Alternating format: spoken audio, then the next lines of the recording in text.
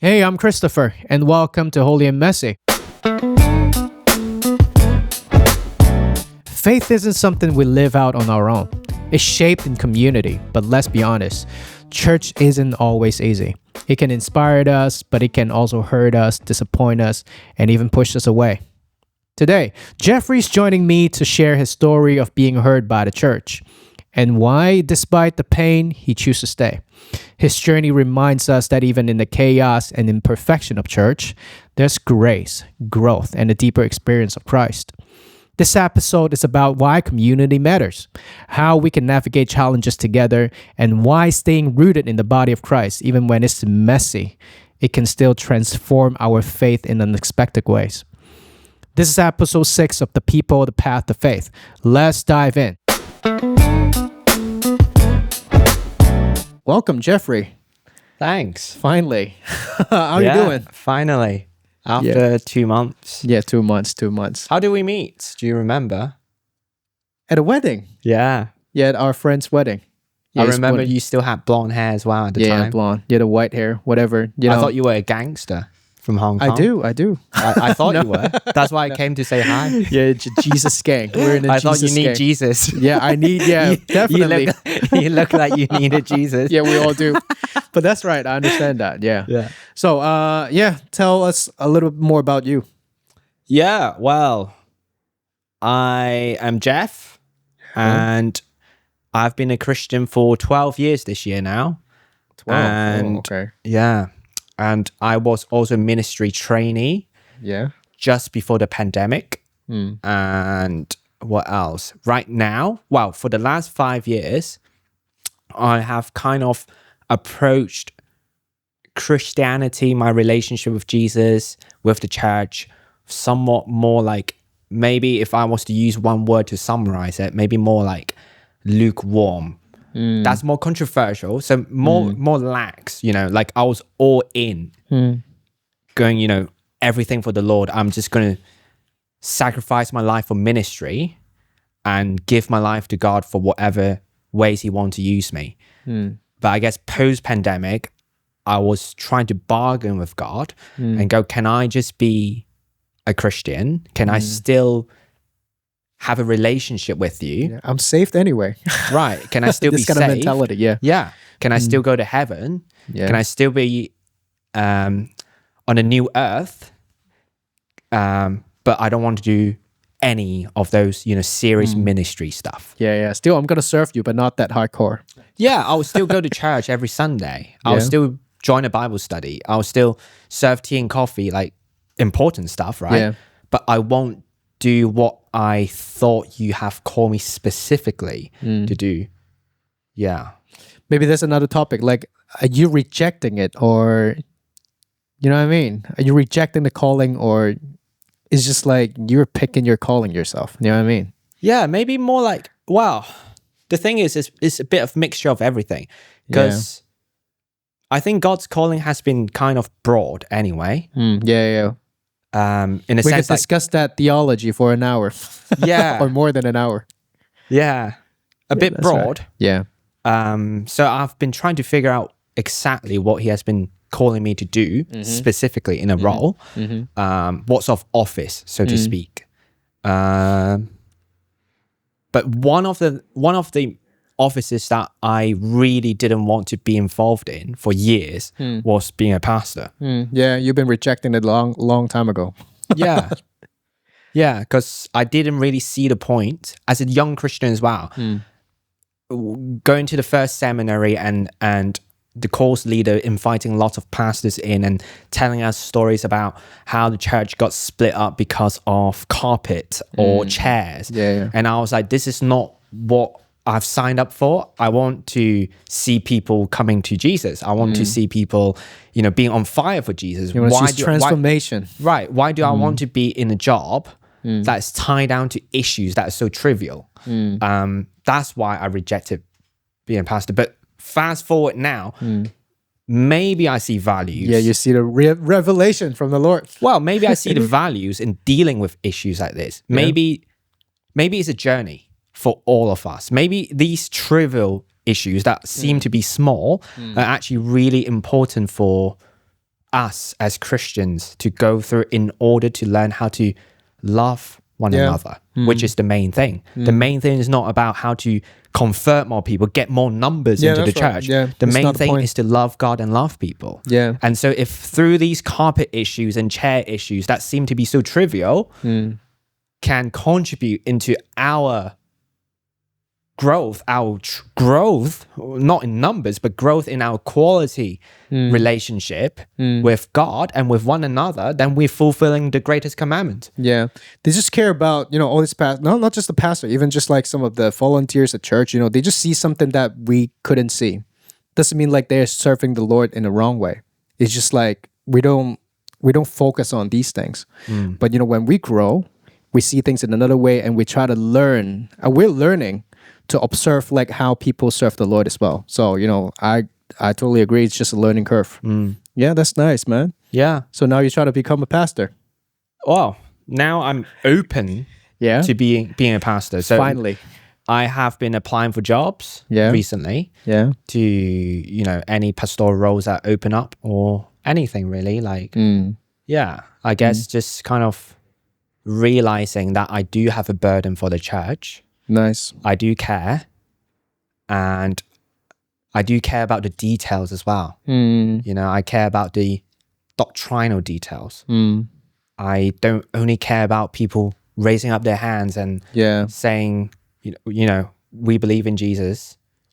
I also really care about the aftermath. The ups and downs, and I guess how churches, local churches, kind of envision their missions, I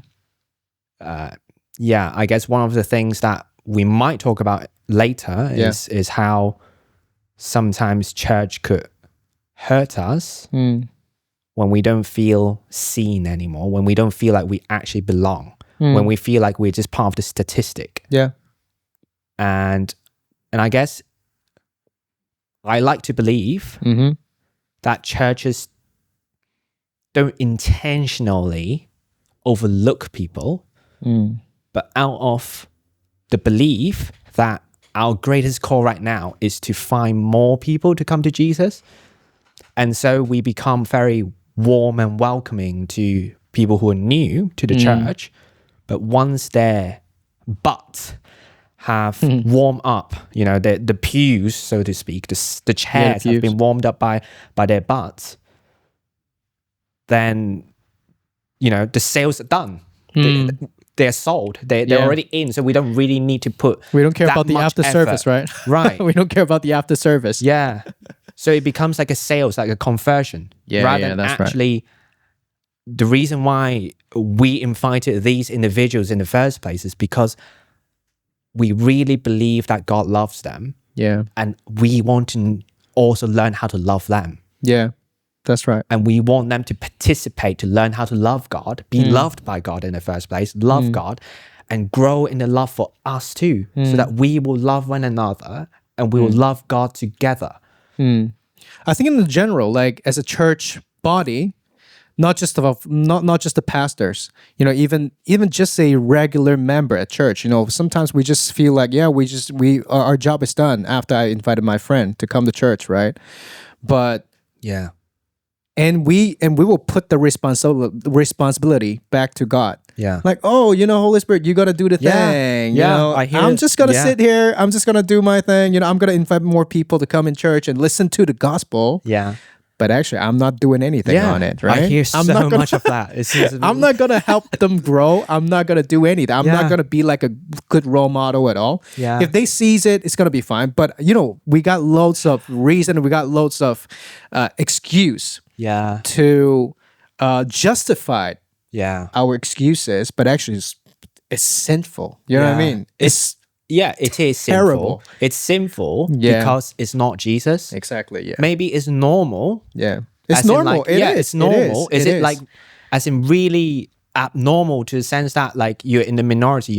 It's as if you're a murderer, because murderers tend to be very minority of the society. It wouldn't seem to be so different, but it's sinful nonetheless because it's not Jesus. Yeah. Jesus didn't go look for the 12, thinking, how can I make these 12 so that they can get more numbers for me? He really loved the 12. Yeah, that's right. He really saw them as his friends. Yeah. You know, he really wanted to spend a lot of his energy and time with them. Yeah, that's why we got so much depth in the four gospel itself, right? It's not just, we go out and share. And it's not just going out and share. Like what are we sharing? Like, what is the good news itself? Is it just believe in Jesus like he exists? Or actually, we believe in the transformation. We believe in the Holy Spirit. And we do something according to what he called us to do, right? Yeah, exactly. Do we believe just the name? When we understand the name of Jesus as if like, just say out Jesus, the sound Jesus. Then it's all fine. But no, it's believe in the person, the name, the essence. The characters of that. Yeah, the characters. Everything of Jesus. Yeah. And it's saying like his lifestyle is the right way to live. We believe that is the way to live. Yeah, that's right. Not just believing, I say I believe. Yeah. You actually believe that is the right way to live, and that will show it. It will be like, if I really believe that is the right way to live, I would do anything to find out whether it's possible for me to live in that way. Yeah. But there's very little of that in church now. Like it's sad, right? Yeah. That's sad. That's why we're doing this. It's really sad. Yeah, that's why we're doing this. We want to put this controversial topics, like in front of the camera so we could talk about this. It's not like, we should hide it. But, because when we're in a church building, when we are with the friends, we don't want to be like the one that challenge everything, right? Yeah. But I think that's what a church is supposed to look like, right? It's not like challenge on everything, but we challenge each other to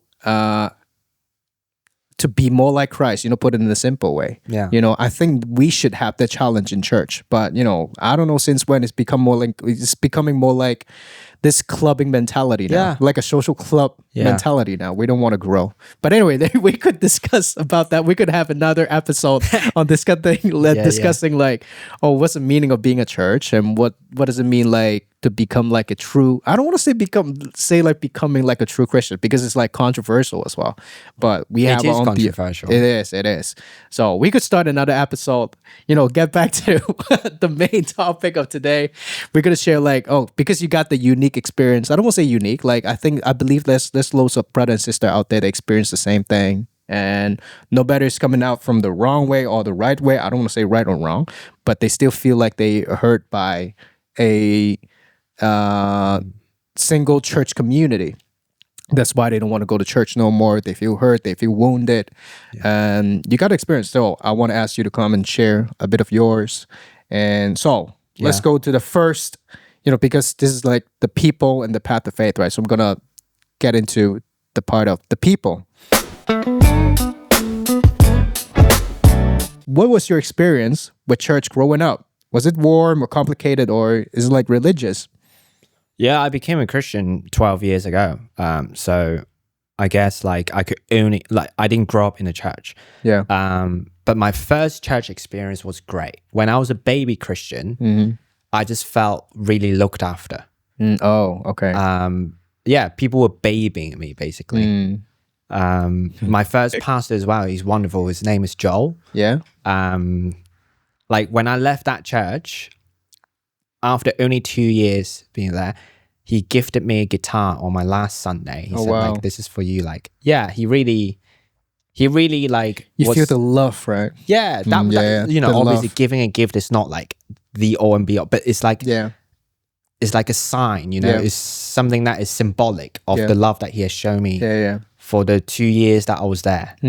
Yeah, so it was a lovely church, like small, little Pentecostal church in Aberystwyth in a small town in the middle of nowhere, students' town, but like far from everywhere.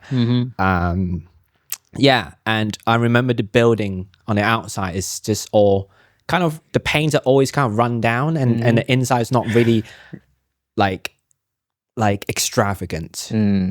But the people there, I really felt the love, I really felt the love that they have for God and for one another and for me. But maybe it's just because I was a baby Christian and my observation wasn't that in tune yet. But Yeah. as a baby Christian, I really felt that warmth. That's nice. Okay. So, can you share about like someone in church? Like you could share like positive or negative, who shared or who shaped your early expectation of like a Christian community. Yeah. Well, like, I guess like I can't pinpoint just like single individuals, like a few of them. Yeah. Like, I guess there's some of them that are more memorable because maybe either is something that was really warm or something very traumatic that have happened to me. Just a lot of ups and downs. Like, I think when I first became a Christian, before I even became a Christian, when I read the Gospels, but by the way, I read the Gospels in like 4 evenings. Like, I just go straight on. Yeah, I remember like it was 20th of December 2021, not 2021, 2012, sorry. And I just read the 4 Gospels for until like Christmas Day, I remember. And reading about Jesus, I was like, wow, Jesus is amazing. It's so cool. Like, he's so loving, he's so warm, he's so welcoming. Like, anyway, it was an experience. So I thought like Christians would be like that. And there were a lot of Christians that were very, very like kind and like loving. Yeah. Trying their best to become more like Christ. Yeah, very like I have experienced the Christ likeness from them. But then there were also some traumatic events that have really almost tried to convince me that like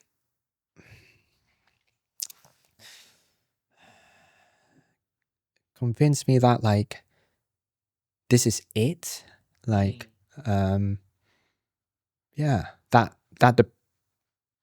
that the power of the cross is simply to give us a ticket to heaven, new earth, somewhere far in the future.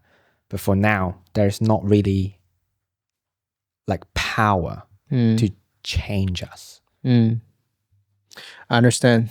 This back to the theology again. Yeah, I guess like we're all theologians. Like even if you're not a Christian, right? Man, like if you have a worldview, even without a worldview, that's you're a theologian. Like you think you don't have a worldview, that in itself is a worldview. Exactly, that's crazy thing. We're living in the world that everyone is an expert now.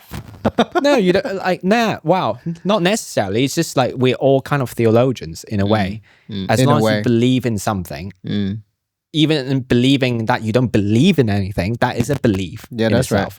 right. And so that will shape how you live your life in your daily tasks, Yeah, subconscious level. Yeah. Even if you don't consciously think about, I'm going to pick up this cup, but like it will impact as small as that. Your belief will do that. Yeah. Yeah, that's right. It's just all about Anyway. belief. Yeah. Anyway. Yeah. That's back right. to the church. Yeah. Back to the church. So, we got a third question. So, was there like a time you felt unsafe or unseen or disappointed by the church itself? And guys, we won't gonna give you the name of the church. So, don't even expect that. Wow. When I was a baby Christian, I really felt seen.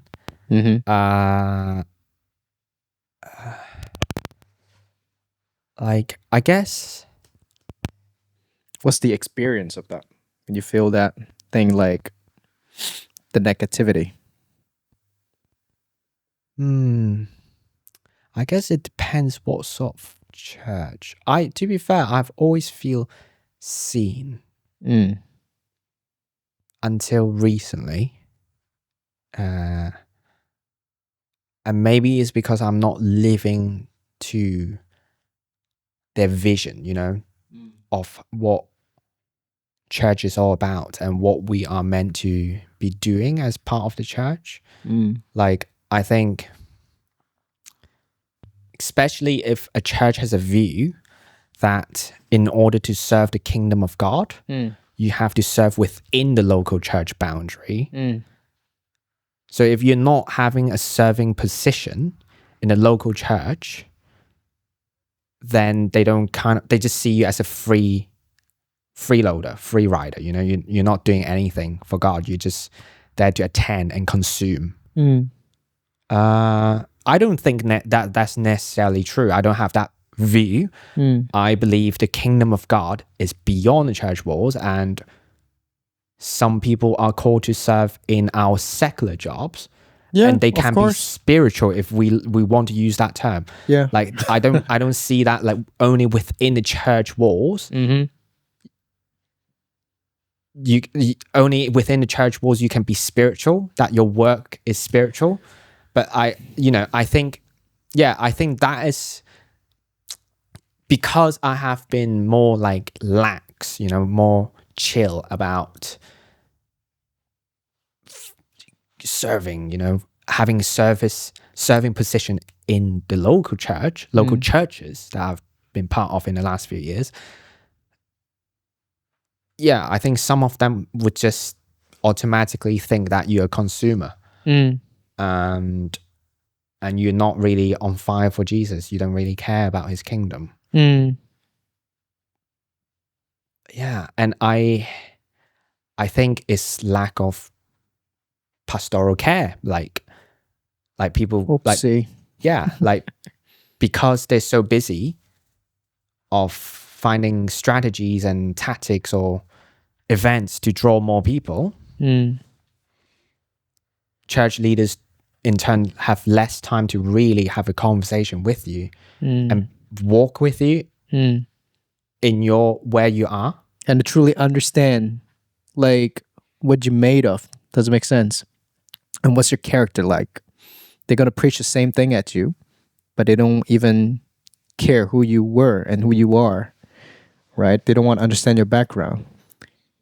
Yeah, not like they don't want to. It's more like I don't think so. I don't think they don't. I don't think church, most like of all the church leaders that I've experienced, I don't think they intentionally go, oh yeah, I really, really don't care about people. All I want is numbers. I like to believe, because I'm not God, I can't see what they really, really think and what they really, really believe. But from the evidences and I would like to conclude that it's because they think these trivial, small things are distractions, obstacles, almost like from the enemies, to disrupt them from doing the important things, which is to get more people. So pastoral care nowadays become, when Christians go, I need to be cared by a pastor, we get guilt trip because we're then labeled as consumers. We go to church and we just crying, we need this, we need that. Don't be so selfish. Forget about your needs. Just come together, serve in the church, get more people.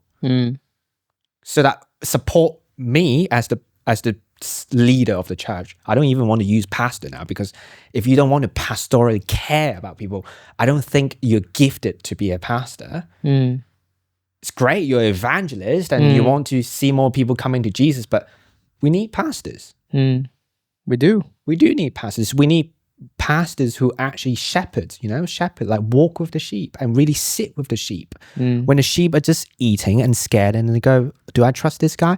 The shepherd would just be there until the sheep spend enough time to go, oh, that's safe, guy, right? Yeah, that guy has not eaten us yet. He's sound. Yeah. let me go to him and kind of see if I can share a little bit more with him or her. Yeah, we don't have that. I see actually a decline of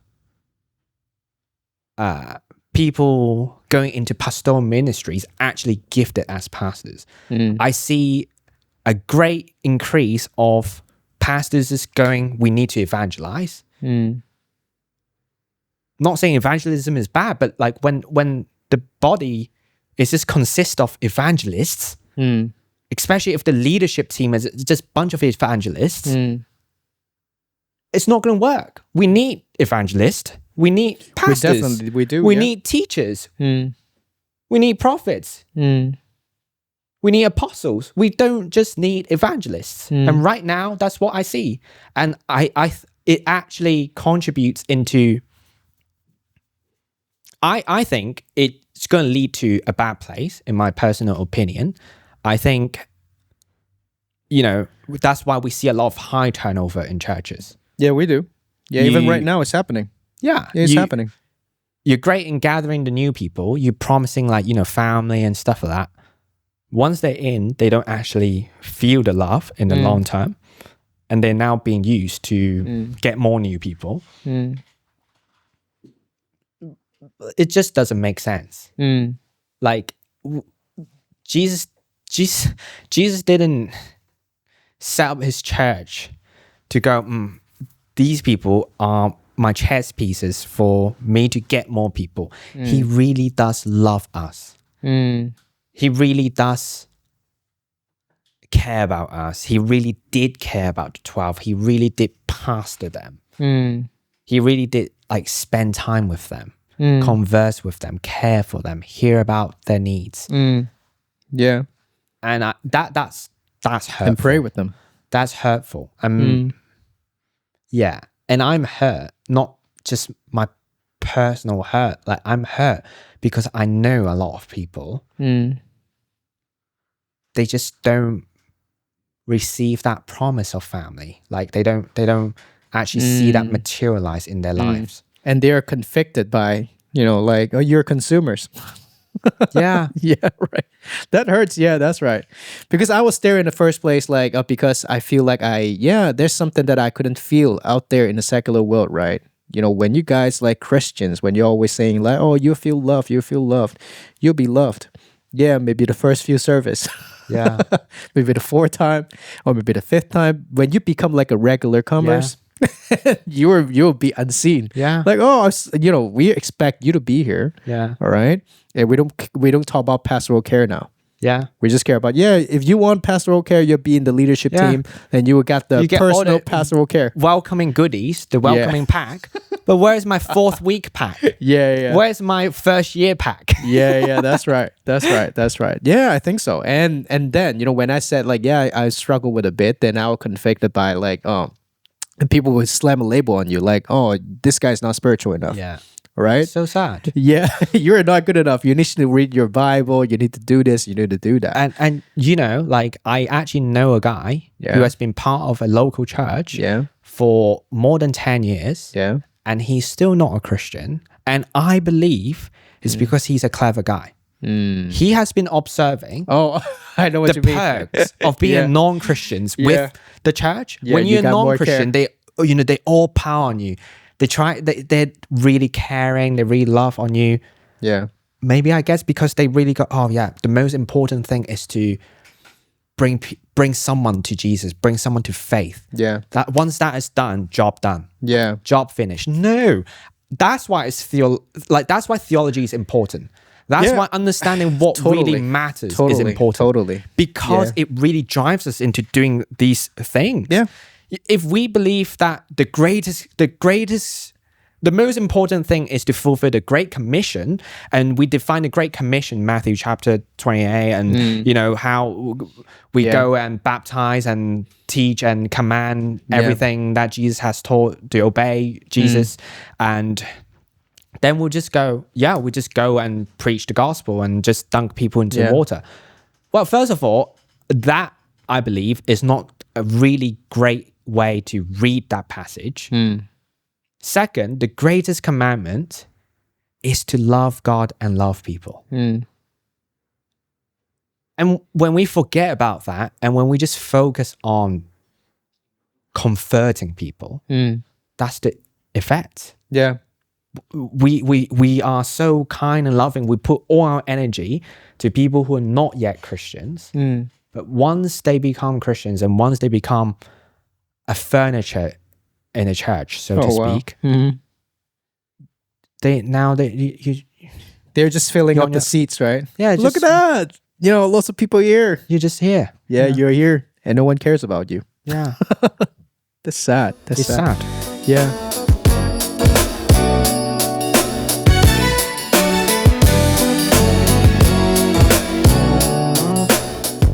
So how do you now approach community differently because of what you have been through?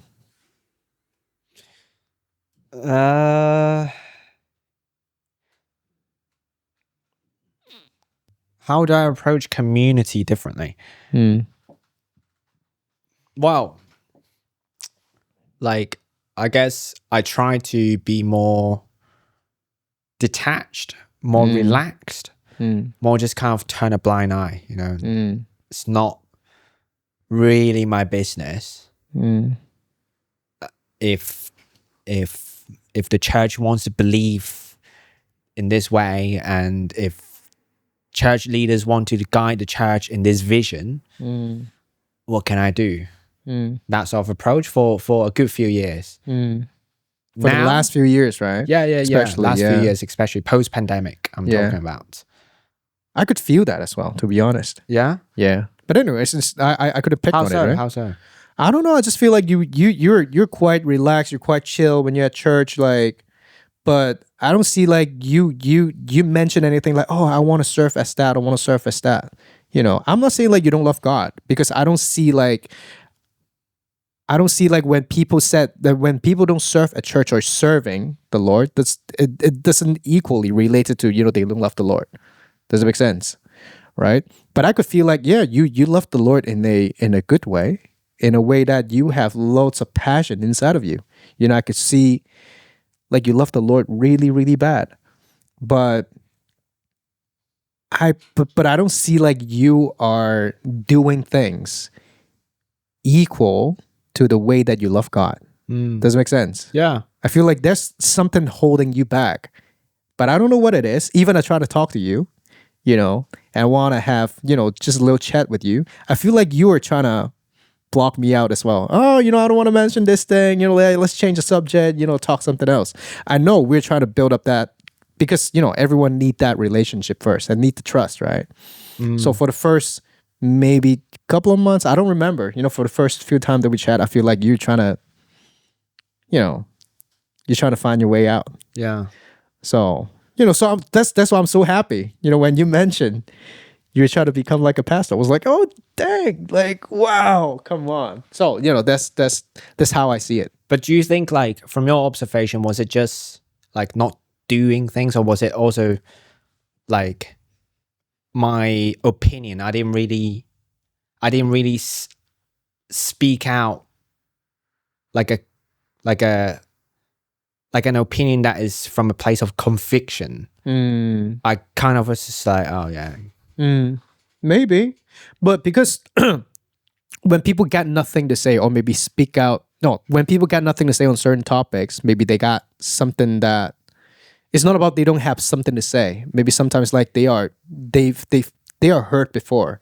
When they share something passionately, maybe they feel like they're rejected. Does it make sense? So I don't know, because I'm not saying that I always gotta be that role of observing people, because when we need to care about people, we need to observe and we need to be patient. We couldn't just quickly slam some labels on people like, oh, he's like that, because we don't know what they've been through, right? So I just want to be like on that role, and I need to learn how to observe, right? But I feel like when you touch on certain topics, you will share like a lot. I mean a lot. And passionately. It's not just something you listen from someone else and you know how to share something from the internet, but you truly have your own thoughts on certain things, which is a good thing. And I know you must have been going through loads of things, or maybe you've gone through loads of things already, but I just don't know. But right now, we're getting there. we're so much closer after all this time we spend together, and talk about theology and talk about all this church experience and talk about even our personal experience. So yeah, that's what I could see from you. Yeah. Yeah. So get back to the topic, man. Yeah. What's the topic? The question is, how do you now approach community differently because of what you have been through? Well, right now, so previous few years, more lax, didn't really like took on the stance of kind of just go, hey, what can I do about it? Let's just turn a blind eye. Yeah. If people want to believe in this, people want to believe in that, church leaders want to do this. I'm only a little Jeff. I can't do anything about it. Yeah. God, you saw it out as your church. Let me just have a great life. That mentality. Yeah, I know. I understand. Yeah. That's not right, bro. Why not? Right. Why not? That's not.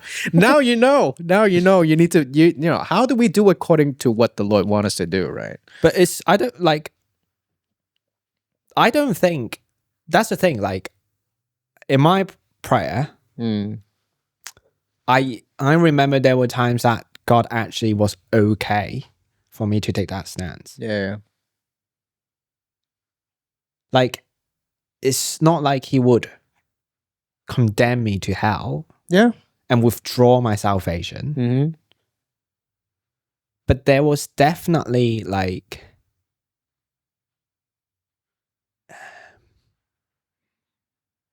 it's just that there were things inside that I really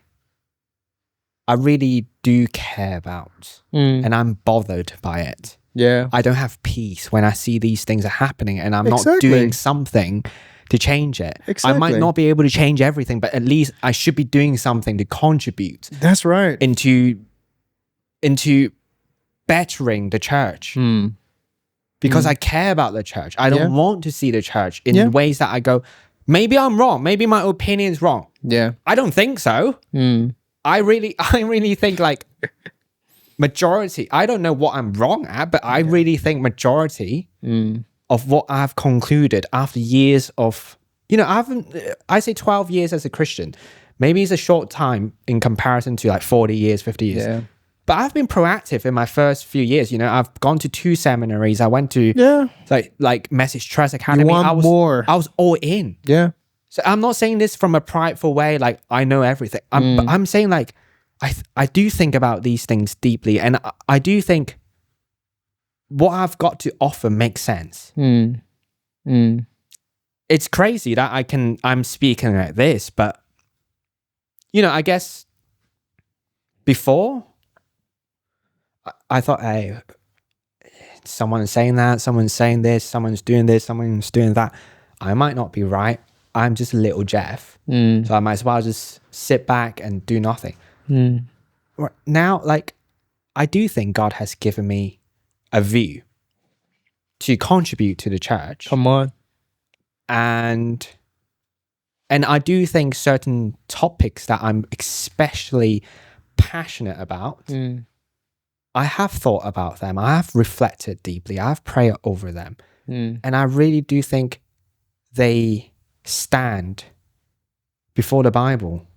And I go, I think this is biblical. I'm convinced that it is. Anyway, why was I talking about this? We were talking about, I think you used to hold back. Yes. Yeah. But now, that's right.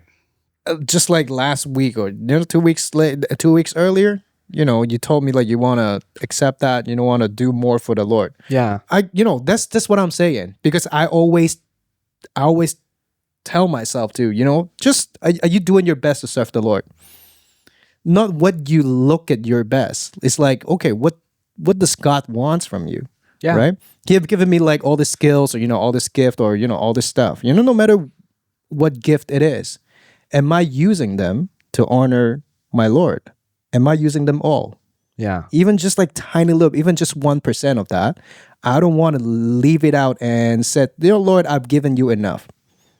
I don't want to say that. This is prideful. And this is why I believe in Jesus in the first place, right? Because he given us all he got, right? Oh, dang. Like his life, right? Come on, he gave us his life. So it's like, oh, why am I still holding back my gift? And because of fear, And I told him like, oh Lord, I've done enough, and I just want to be the little one being in the church, and I don't want to care about things. I just want to, because I'm loved anyway. I don't want to say that thing. It just hurts people, right? And it hurts him. Oh dang, I couldn't stop. Yeah. Well, I'm sorry about this. Yeah, that's what I'm saying.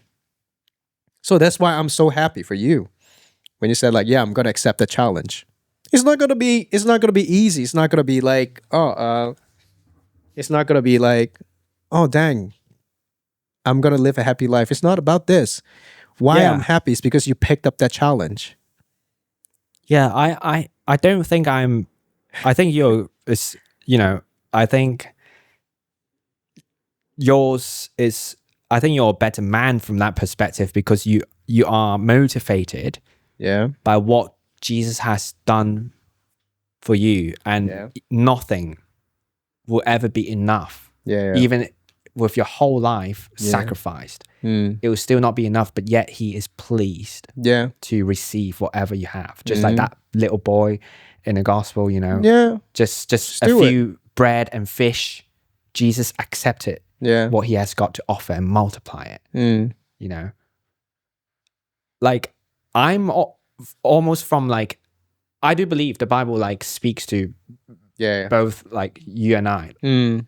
For me, it's more like the warning side of the Bible. Yeah. Mm. Okay, here's a bag of gold Mm. that I've been given, so Yeah. to speak, talent. Mm. Now, if I choose to hide it away, Mm-hmm. I'm more at risk. Yeah, you. I like that way. You're more at risk. Yeah, that's right. Yeah. I do care about the church, Yeah. but at the same time, if I have to be completely honest,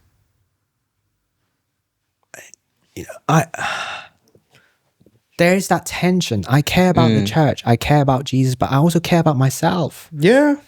I know. Yeah. And like, if in the ideal world, there's no evil. Ideal world. Yeah, right. And Yeah. there, The like, new earth. Yeah. the church is great. Yeah. There's nothing to be done. I would rather live in the countryside, Yeah. have a big piece of land, Yeah. ride on a horse, and just Grow your own food.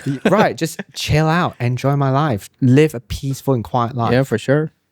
Go on holidays, have enough to eat, Yeah. have a great, beautiful family, Mm-hmm. walk with God, Garden of Eden, have intimate relationship with God while everything's provided for. There's Yeah. no hard like work that would cause me to sweat and break my back. Mm-hmm. This work that God has called, I believe, you and I and other, like all Yeah, of all the us, great leaders out there. or Yeah. not even leaders, it's all Christians. Yeah. Yeah. All Christians to live out. Mm-hmm. It's work that break our backs. Yeah. And I don't like it. Yeah, we don't like. No one likes it. You need to work your ass off. Come on, Yeah. no one likes it for sure. Come on. I don't like it. Yeah, no But- one like it. But we don't talk about this. Like, I guess we might even feel like, oh, if I say this, I don't know. Maybe I'm the only bad Christian. Maybe. I have no idea. But I don't hear that. That there is that. Real Oh yeah, I cost. understand. Yeah, I agree. Yeah, I don't hear like those wrestles, yeah, the voices that people wrestling. Oh, like yeah. That's why we're here. That's why we're doing there's this not, podcast. right? There's not. It's Yeah. not all gain. Yeah. It's not all glory, glamour. In ministry, on stage with microphone. Look at Yeah. me, great hair, like great trainers, like have a private jet. Whoever that preacher is in America, Yeah. it's not all gonna be like that. Like, dang, all the apostles were pretty much all of them were killed. What gain is that? In a terrible way. In a terrible way. In a terrible way. Do you know in Vatican they have like statues like on top of the. This is not the ceiling. It's like when you look from the outside. Was they this when got you were in all Rome? the statues. Yeah. They got all the statues. They're holding something. Oh yeah. Do you know what it is? What? They're holding the weapons. Wow. That how they killed got them. killed. Yeah. Wow. I was like, wow, Wow. that's crazy, right? It was crazy, but it was nice. This we should be proud of our faith. They don't mind, right? Because Jesus is real. That's what they're holding, right? Right. That's what they're holding on. Because Jesus is real. I don't mind dying. Like, I got chainsawed, right? I got crucified like upside down. I don't Yeah. care. But, well, I guess Yeah, you're I know. referencing to Peter, which is great. Yeah. Peter gone through a journey. Yeah, that that's wrestle. right. Yeah, exactly. At That the wrestle end, is real. he was like this, yes, upside down. Yeah. But there were points in his life, Jesus don't die. Yeah. Jesus, you can't die. Hmm. Why? Because he knew if his Lord dies, he as his follower, because he heard Jesus saying, no students are greater than a master, right? What the master's going to go through, students probably have very high probability to go through as well. Yeah. If the Messiah is meant to die, which he did, then it means that Peter, the leader of the apostles, Yeah. would probably have to die as well. Maybe that's why he didn't want Jesus to die. He didn't want to die. The weakness, right? Yeah. I don't want to die. But I have to. It's not because I love to die. I don't want to die.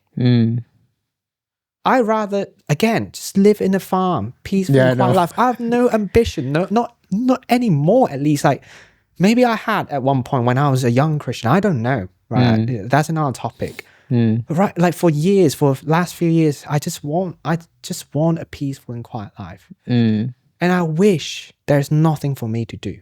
We wish. We wish. Yes. That's right. We wish. But no, man. Most of the time, no. Right. And maybe that is actually, again, not from a prideful way, but I wonder whether all of us actually have to come to that realization of that tension, of that great cost. And we're doing it not because, selfish ambition, it's going to be great, it's going to be glamorous, it's going to be fun, I'm going to get rewarded, whatever means, financial means, glory, popularity, fame, whatnot. Yeah.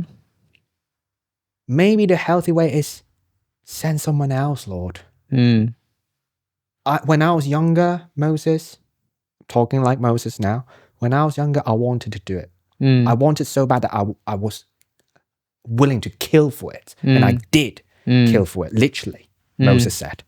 He didn't say that, but basically he did it. But 40 years later, after in the wilderness, he didn't want to do it. Maybe that's a better place. Maybe then we'll go, like, maybe it's healthier as servants, as people of God.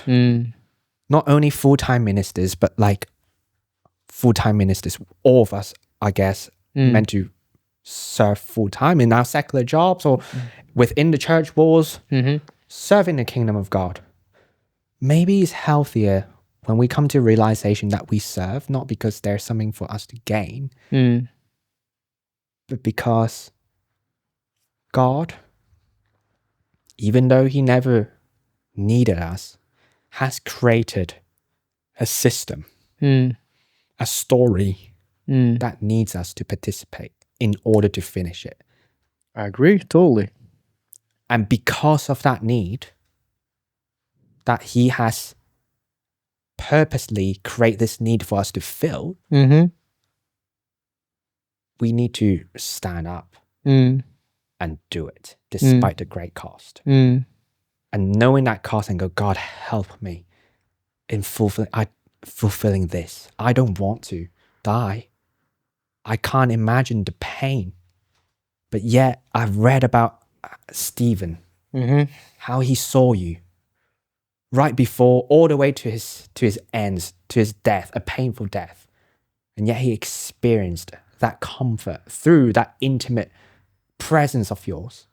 So if I have to die daily, so to speak, sacrifice my needs, my wants, in order to fulfill the needs that you want us to fulfill, then God help. And I'm experiencing that tension still. I don't know whether one day I'll be like, oh yeah, I love ministry and it's great. Dang. Yeah. Yeah. Maybe you will. Maybe. Yeah.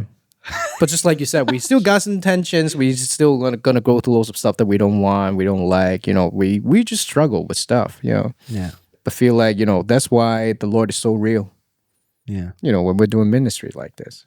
Anyway, yeah, let's get back to the thing.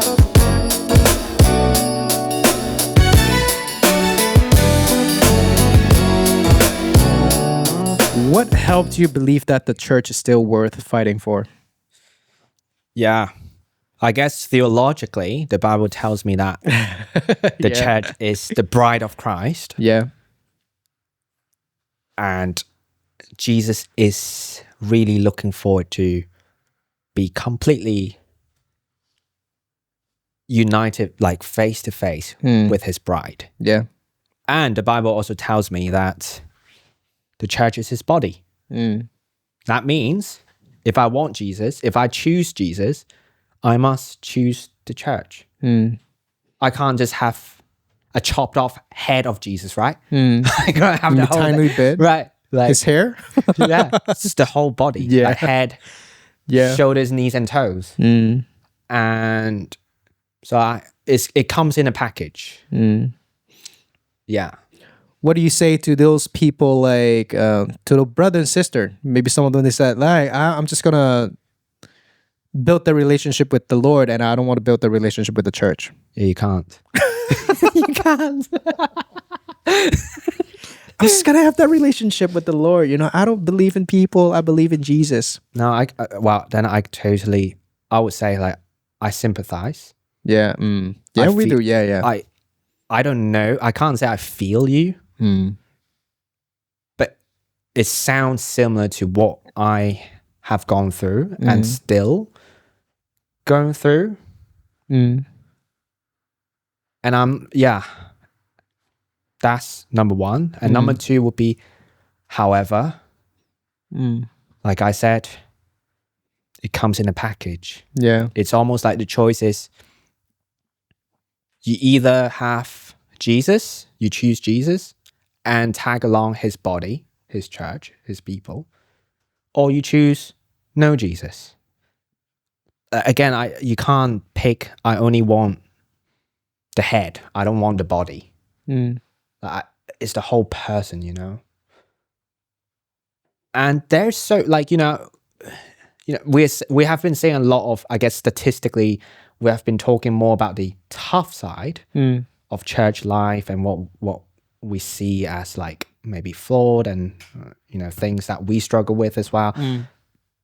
But I have also spoken about the beautiful things of the church, and I could also talk a lot about the beautiful things of the church. We just don't have enough time. Maybe next episode, something. Yeah. And there's so much, like so much like so much beautiful things. And even in the difficult things, I like to think that God, not only like to think, I believe that God is teaching us using these things, not him directly causing these things to happen. I don't believe that. I believe through our human choices, ripple effects, somehow God is using these decisions of ours that are not necessarily causing each other great joy, but pain. And he uses them to grow us in our forgiveness for one another, for our love for one another. And it's good, therefore. Yeah. And I think, a lot of mysteries. And if I was to throw one more out there, I think if all of us have true free will all the way to eternity.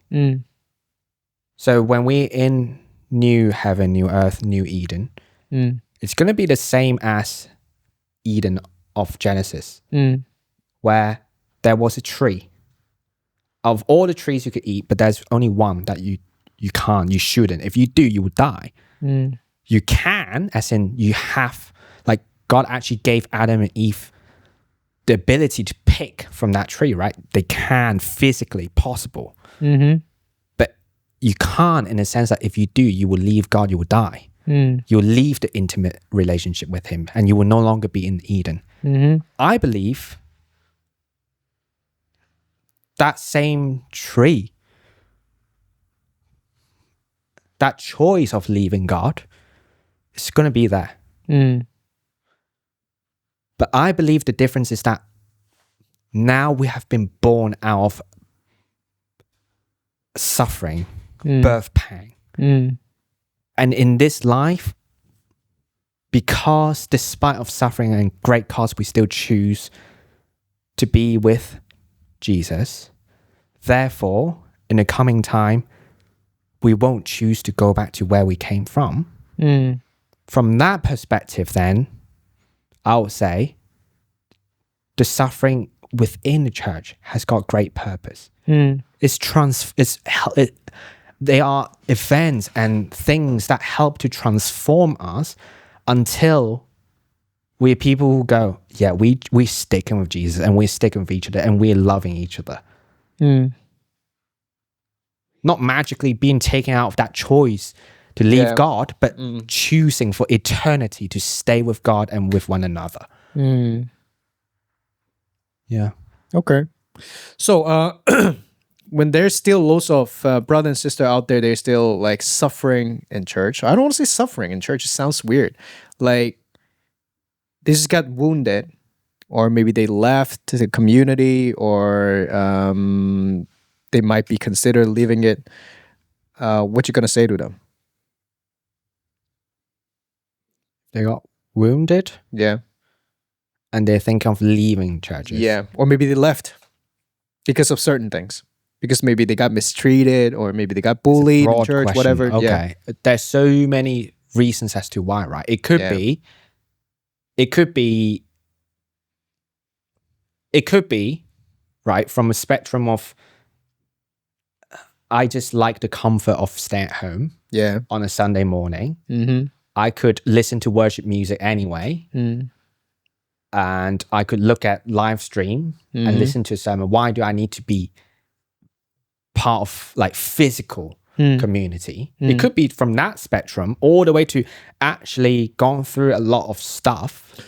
I think mostly it's like for the people who've gone through lots of stuff. Like they want to be there and they love the community itself.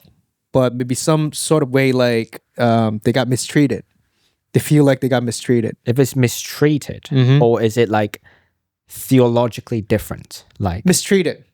Yeah. Theological different. I think, go out there and explore. That's what I'm going to say. But they got mistreated. Mistreated. Yeah. How bad?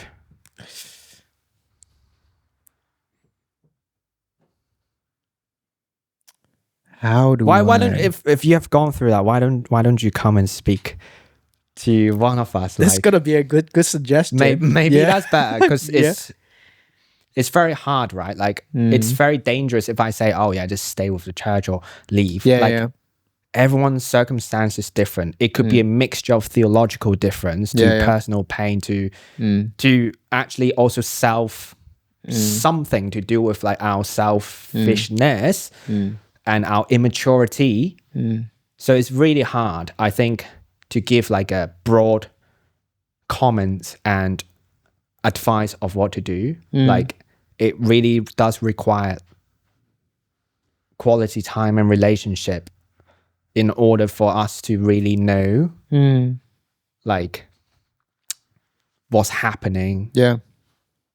And really try to see, okay, then what is best, like particularly for this person, for this case. On the circumstances, right? Yeah, that's right.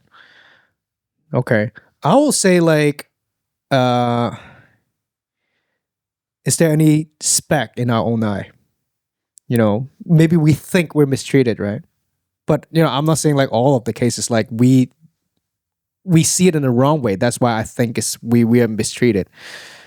And, trying to check our heart first to see like, maybe I got something wrong, or maybe I misunderstood my church pastors or the volunteers team or the minister team. If it's not the case, and try to pray for them, like pray hard for them, and to talk to people. Find someone else to talk to. Don't just hold it to yourself. I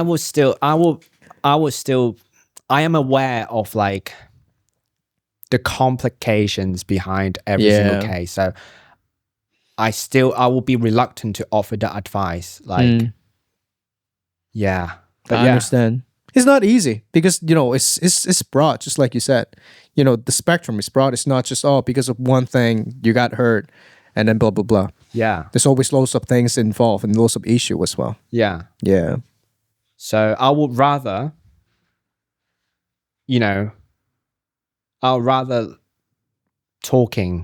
conversing with people who are going through these things. Yeah. Like individually. Yeah, I think so. Yeah. Okay. Hopefully this wouldn't actually go viral because I don't think we can handle Oh wow. 1,000 people. That would be like 1,000 people yeah. seeking pastoral care. Yeah. Oh, okay. Okay. That's like right. on this issue. That's what I mean. Yeah, okay. Because I understand. I do care. If people are going through these things, I do care. Like, yeah, it's a weird one, right? We want to bless people, but at the same time, we also recognize that one way receiving it's not going to be enough. Yeah. Like, and yeah, maybe I'm leading into a different topic because now I'm thinking about we do church growth. Yeah, we do. And it's sometimes I topic, even man. go like, oh, maybe we shouldn't grow in numbers that fast so that people can really be cared for. Yeah, and, I think so. And like, I agree. we have time to grow more leaders so that more people can be cared for. Yeah. And that's what I'm saying. Like, I in some weird way, I don't want this to go viral because, I don't want people to exactly what we have been talking about, to feel unseen and unheard. Yeah. And just like a statistic. It's part of the views, part of the likes, part of the subscribers. Yeah, I understand. Yeah, it's a tricky one. We should start another topic about, what about church growth? Yeah, I and would stuff. love to come and talk about church growth. And I would love to talk about this stuff as well. But this is why we are here. This is why this platform is here. That's why we want to bring all this, heating up, all these topics, all the controversial topics, like truly explore it together. And that's why we're doing Holy and Messy, because it's not going to be sunshine and rainbow all the time. It's going to be messy in our faith, because faith is not meant to be polished. That's what we think.